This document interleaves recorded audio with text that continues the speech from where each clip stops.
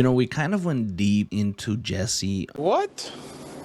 in the Last of Us Season 2 finale discussion. We talked a lot about Jesse and his exploits and what kind of character he was in the game versus the show. And honestly, man, I've always liked Jesse. I wanted to go deeper into that in this video, talk a little bit more about the game, talk a little bit about the TV show. But in reality, Jesse was just always one of those characters that I felt connected to. I felt he was a good character with a lot of potential. I've seen that some people think that his portrayal in the TV show is maybe more of a quote-unquote dick compared to his portrayal in the game. And I definitely felt that there was more tension between Jesse and Ellie in the TV show than Jesse and Ellie in the game. Don't get me wrong, there was tension between Jesse and Ellie in the game. Dina's feelings, their feelings for Tommy, their feelings for Joel, the things that Ellie was doing, Jesse being worried about the people of Jackson and things like that. But it just seemed more worse in the TV show. I just feel like in the TV show, Jesse felt that Ellie wasn't fully like mature, fully on his level. I feel like Jesse was a man of the people, a man that wanted to take care of those around him, a man that put other people first and other people's needs before his own. And sometimes, maybe in this scenario, whether you agree with it or not, Ellie wasn't putting other people first. Ellie's thing was just, I want to get revenge on the people that hurt Joel. And this is more for the game. You know, that's how Ellie was. But I think that that's why there was maybe a disagreement between those two characters in particular in the show. But I've always felt that Jesse was mishandled. Always. I will never, ever agree with how his story arc went. Now, obviously, spoilers, you know, big spoilers ahead if you guys haven't finished The Last of Us Part 2 or you haven't seen or finished The Last of Us Season 2. But Jesse gets killed, and he gets killed very quickly. Like in the snap of a finger, you don't even see it coming. Now, some would say that this is a very real and brutal way to die, but it's also very indicative of the world that they're living in. Anyone can get killed in any moment at any time by anything. It's a dangerous and brutal and savage world. Of course, these things happen. Jesse dying the way that he did isn't unrealistic. But I will say this, Jesse seems to be very experienced, mature, and strong. And when you look at him in the TV show, I almost found it insulting that he heard a shot and heard a bang, and his immediate thought was to run through that door. It almost didn't feel like his character in the TV show. Because in the TV show, up to that point, we had seen a very composed Jesse, a Jesse that was very like locked in and all the time saying, wait, stop, go here, no, don't move, hold on, shut up. Like he was fucking leading. And that's what you saw in the TV show. So I find it a little unrealistic that that version of Jesse would have ran right through that door and got shot. I think realistically what he probably would have done had this been more accurate to his character, he would have heard that shit, he would have panicked, and as they're running towards the door, he would have told Ellie to slow down, get to the right side, let me get to the left side. And I think the doors might have had a little window. I think the doors might have had like a little glass, and I think he would have covered behind the door and he would have peeked slowly to look through the glass. And if he would have saw Abby pointing the gun at Tommy, he would have told Ellie, go around the other side, go through the other door, find a different entrance, and let me do something here. You get what I'm saying? I think that's what Jesse would have actually done in the TV show. I don't fucking think he would have just ran through that door like a fucking idiot, okay? I just don't believe that that version of Jesse would have done that. If I learned anything from that Jesse, is that he was a leader and very cautious of his surroundings. So I think he would have stopped and slowly tried to peek through that door to see what was going on.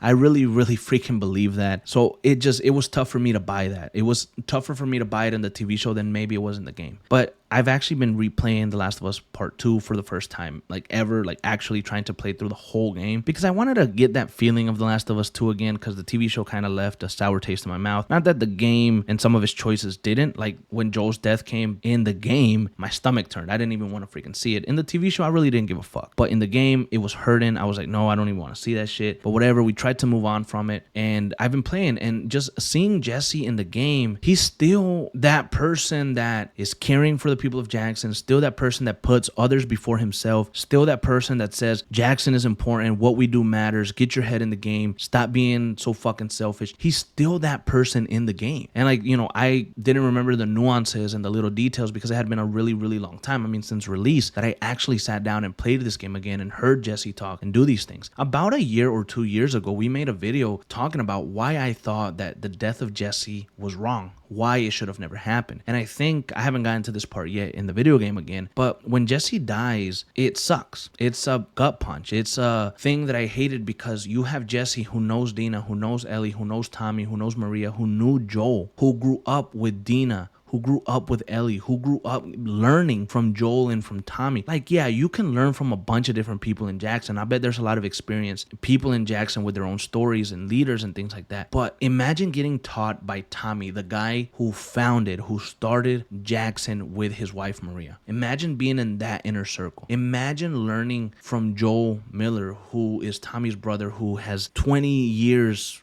plus of experience in this world and doing the craziest things, who knows all these crazy tactics, who knows the brutality and the realism of this world, and he's sharing that down. He's sharing it directly to Jesse, so Jesse learns, so Jesse knows how to do these patrols better. Jesse was being created, molded as the next leader of Jackson. I truly believe that. I truly believe whether it's TV show Jesse or game Jesse, he was being molded to be the next leader of Jackson. We don't know how long Jackson would survive in this type of world. We don't know if eventually they would get overrun by infected, eventually they would get killed, eventually there would be a big group that came about and overtook them and Jackson would fall. We don't know that, but we do know that Jesse was next in line to handle that, to lead that. There's a community in Jackson, and that community kind of feels like it dies when Joel dies and Tommy is injured and crippled and he leaves and Maria is kind of left alone to take care of everything. How is the world, how is Jackson surviving? Dina gone, Ellie gone. What's going on? Jesse now dead. It feels like the heart and soul of Jackson kind of died as well, and I think killing Jesse was just such a wrong decision. I understand that you want to show brutality. I understand that you want to show Ellie losing everything, Abby losing everything, and the cost of revenge and what revenge and filling your heart with hate brought, right? And all your friends died, all your close people died, all these things, all these other people in your life got hurt. It's a sad, sad thing. But I think for me at least, I wanted to see Jesse in The Last of Us Part 3, and Neo can say whatever the fuck he wants to say. I know that eventually we're going to get a third part. He's already stated that he had a through line, he had an idea. Now he's trying to backtrack to probably create more tension and build more suspense and stuff like that. He's gonna make the third game. Let's not kid ourselves. So in the third game, I wanted to see Jesse again. I wanted to see his progress. I wanted to maybe even play a little bit as Jesse. If there was any other character that you could maybe do a spin-off of, or do a DLC, or do a small little 10-hour, 12-hour game in the world of The Last of Us, it could have been with Jesse. It could have been him exploring something, him trying to do something, him trying to help somebody. It could have just been something like that because he had those leadership qualities. He had those skills that he learned from Tommy and Joel. He had that history. It was just a waste to kill him in that manner. And I've always said, and you can go back to my video 1 or 2 years ago, I said at the time that I felt that Jesse died to give Ellie and Dina in the game this happy ending where Ellie and Dina father